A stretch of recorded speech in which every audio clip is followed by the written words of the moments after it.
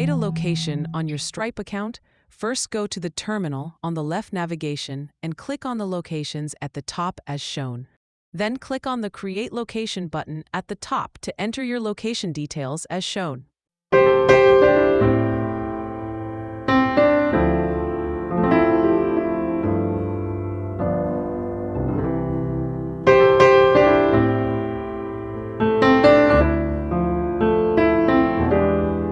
When done, click on the newly created location name to preview location details as shown. On the top right corner, you will see your location ID that you can copy and set on the Auto Repair HQ Gateway section.